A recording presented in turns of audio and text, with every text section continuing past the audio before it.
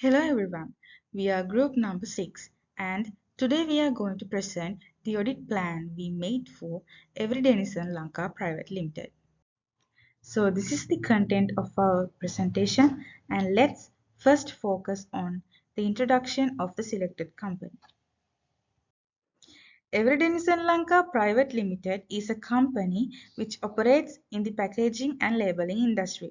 This company supports industries like textiles, apparels, logistics and consumer goods by providing advanced labeling and branding solutions.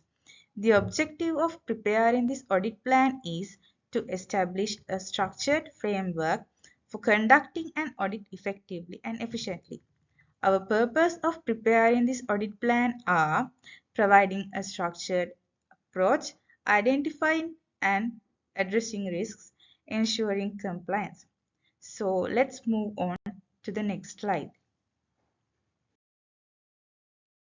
This slide shows the risk assessment for Averi Denson Lanka Private Limited.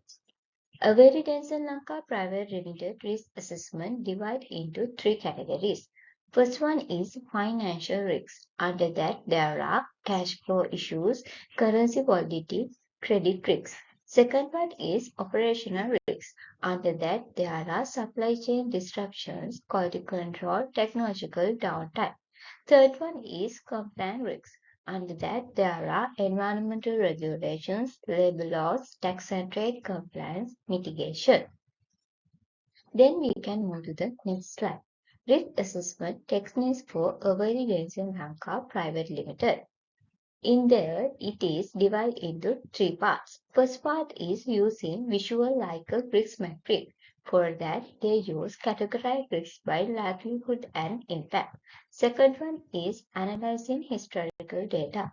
For that, they use identify patterns and trends to mitigate recurring risks.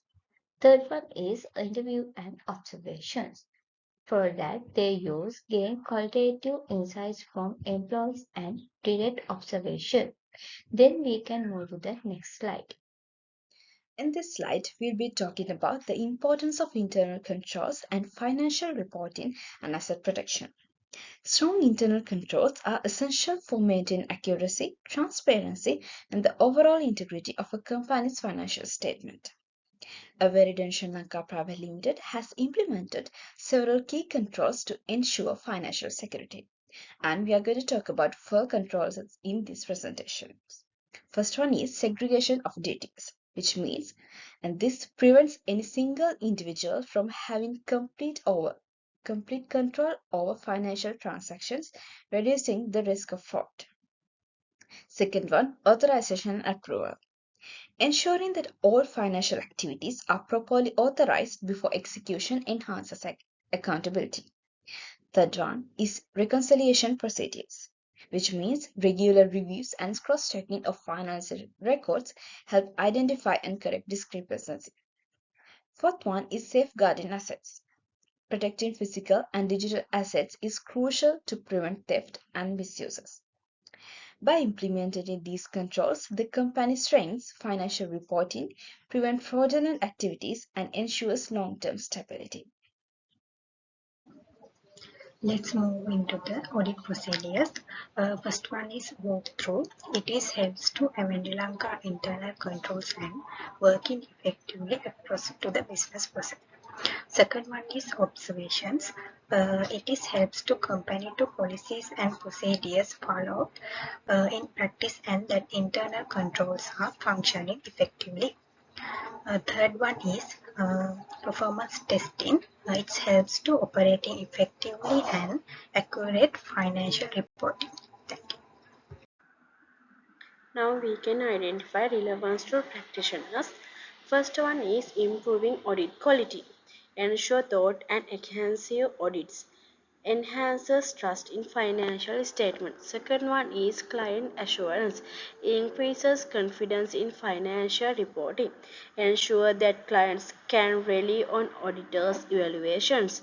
Helps business maintain credibility with investors and stakeholders. Third one is regulatory compliance. It emphasizes adherence to legal and professional standards, prevent financial fraud and legal issues, encourages transparency in financial transactions. Fourth one is practical tip. Illustrate the impact of audits on small businesses, uses statistics or case studies to show benefits. Demonstrates real-world success stories of improved financial integrity. I will be discussing the risk assessment process for Euridition Lanka Private Limited. Risk assessment is a crucial step in identifying potential threats and mitigating them effectively to ensure business continuity and stability. There are three key steps. First one is understanding the business. To assess risk properly, we must first understand the business model and the industry in which we operate. This helps us identify potential areas of risk and how external factors might affect operations. Second one is identifying risk. Once we understand the business, we move on to risk identification. This includes both internal risk and external risk, like market fluctuation and regulatory changes. Recognizing those risks allows us to prepare in advance. Third one is evaluating and prioritizing risk. Finally, we evaluate the prioritized risk using a risk scoring system and risk matrix. This helps us determine the likelihood and impact of each risk, allowing us to allocate resources effectively and take proactive measures. Then we can next slide. I am talk about risk matrix. This risk matrix is a tool used to assess risk based on likelihood and impact. The color code system helps prioritize risks. Green, low risk. This represents situation with minimal impact and low likelihood. Their risks are not a major concern and usually require no immediate action. However, they should still be observed to ensure they remain under control. Yellow, medium risk. This indicates a moderate level of risk. Orange, high risk. This is where things become concerning. A higher risk situation might indicate attention as it could significantly impact operation or safely. If left unaddressed, it may escalate to critical level. Red, critical risk. This is the most severe category. A red code risk means urgent attention is required to prevent major consequences. By understanding and utilizing this color code system, organization can prioritize risk effectively and take necessary action to reduce potential threats. So now we move on to the next. Auditors are responsible for examining a company's financial records to ensure they are accurate, complete, and comply with laws and accounting standards. So, I am going to explain the auditor's responsibilities. The first one is exercising professional skepticism. That is, auditors must question information and remaining objective to detect errors and fraud. They should not simply trust management's explanation but verify financial data. For an example, if profits suddenly increase without a clear reason, an auditor should investigate further to ensure accuracy. Next one is planning and designing audit procedures. That is, auditors create procedures that comply with standards like generally accepted auditing standards or international standards on auditing. These procedures help ensure financial statements are accurate. It can also be identified as evaluating internal control, risk mitigation, and reporting audit findings. As well as auditors help identify and reduce financial risk such as fraud and misstatements.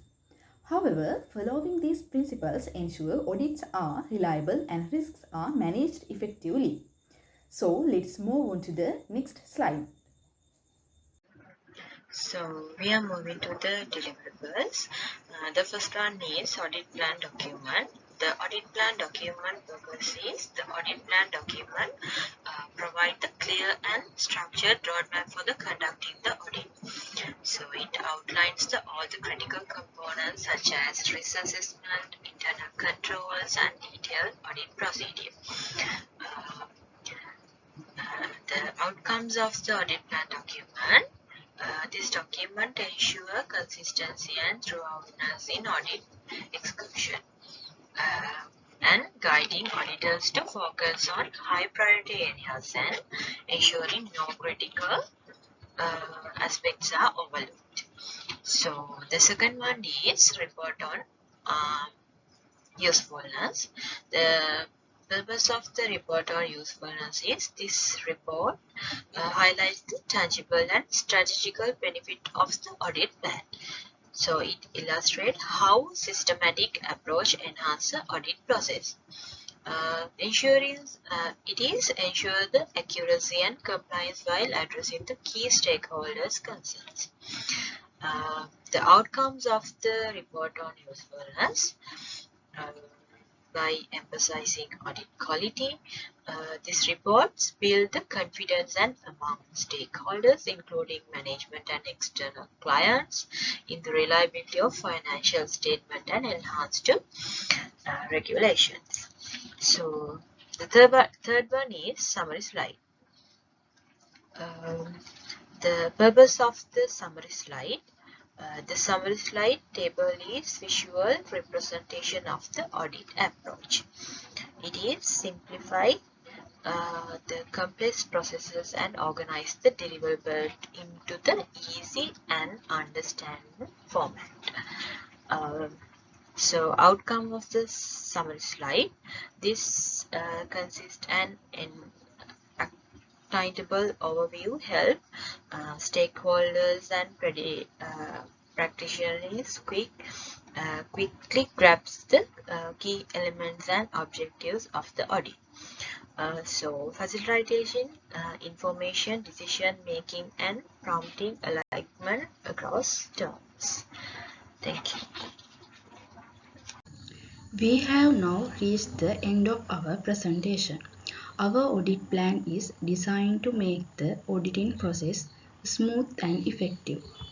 We looked at financial, operational and compliance risk and identified strong international controls to keep the company's financial reporting accurate and reliable. We also discussed key audit procedures to make sure everything runs properly.